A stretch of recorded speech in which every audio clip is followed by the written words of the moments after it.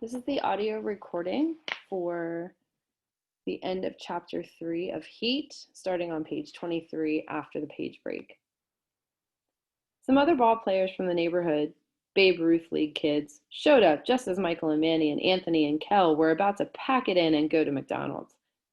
Then, some older kids who'd been shooting baskets on one of the courts over near the stadium asked if they could play. That made it 13 players in all, enough to have a game. 3 infielders, 2 outfielders, a pitcher. Manny had offered to be full-time catcher, saying he didn't need to hit. He'd already conquered hitting.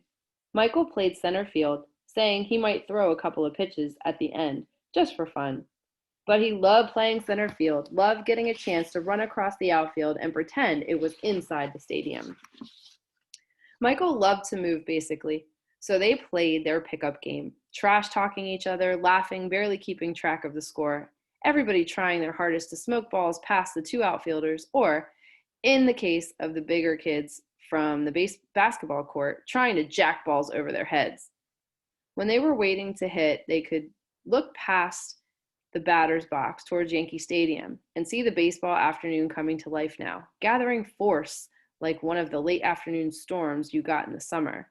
Occasionally, they would hear the cheers from the fans lined up behind blue police barriers on both sides of the players' entrance to the stadium as the players walked out of their parking lot on the Deegan side of Rupert.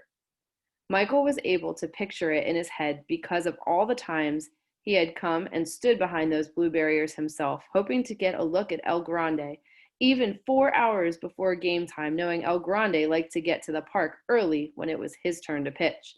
So Michael was fairly certain that El Grande Gonzalez was already inside the Yankee clubhouse by the time the Clippers and the rest of the kids on the far field at Macombs were playing their pickup game. One they had agreed at the start would be 5 innings. It turned out the 4 basketball guys had bleacher tickets to today's game, which they proudly showed off to Michael and Manny, bragging, pulling the tickets out of the pockets of their baggy gym shorts that went way past their knees, as if they were pulling out pieces of gold. But in the meantime, they had their own game to play. It was in the top of the 4th inning that Michael noticed the beautiful girl watching them through the fence at the basketball court. Michael was 12 and a boy and a ball player, and usually showed no interest in girls because he knew his friends would act as if he had broken some kind of law. But even Michael Arroyo could see this was an uncommonly beautiful girl with long dark hair and dark skin and big dark eyes that somehow, even from a distance, looked sad to him. The girl had a baseball glove under her arm. Maybe she's sad, he thought to himself, because we haven't asked her to play. The girl was still watching through the fence when it was Michael's turn to pitch in the top of the 5th. For some reason, he looked over at her after his first pitch to the tallest of the basketball players, the one whose name was Eric Scopetta, whose nickname was E-Scope. E-Scope was a banger. He already proved that when Kel had pitched to him, hitting a bomb to the place in dead center where there was a hole in the fence, the one the purse thief had been running toward before Michael took him down with a bomb of his own. Now Michael went into his full windup, El Grande windup, high leg high, his ball and his head tucked briefly behind his glove before he threw a fastball past E-Scope that had made the older boy not only miss, but put very colorful swear words together in a way Michael had never heard before, not even living in the Bronx, where you could walk past an open window in the summer and feel as you'd discovered the capital of swearing. Michael ignored him, looked back toward the fence, wanting to see if the pretty girl was still watching, if she'd seen him pour his fastball in this way. She was watching, and no longer looked sad. She had her arms folded in front of her, the glove pressed against her chest. And Michael was sure she was laughing at him,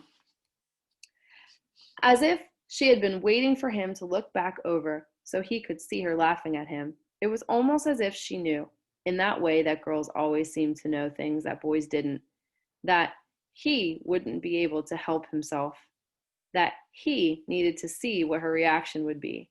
But what the heck was so funny? Michael struck out E-Scope on 3 pitches, struck out the next 2 guys not even throwing his hardest, jogging into the bench and put his glove down. He had made the last out of the inning before, so it would be a while before he hit, if he hit at all, since it was his team's last ups. He told Manny he'd be right back and started walking toward the basketball courts. Not walking towards the girl at first, walking with his hands in his pockets, head down, as if he were on his way to the small brick administration building for Maccombs Dam Park, up at the corner of 161st and Rupert. But when he got about 20 yards away, he turned and started walking toward her, smiling at her now, calling out to her. Hey, he said, what was so funny before? And that's when she ran. She was wearing a white t-shirt and blue jeans and had legs almost as long as Michael's, tall, pretty girl, with those eyes. She ran, fast for a girl, for anybody, up the hill toward Yankee Stadium, her glove under her arm, until she disappeared into the crowd of people coming around the corner from the subway station. All those who had their own tickets, like gold in their pockets, to watch El Grande high kick his fastball into gear against the Red Sox. Gone.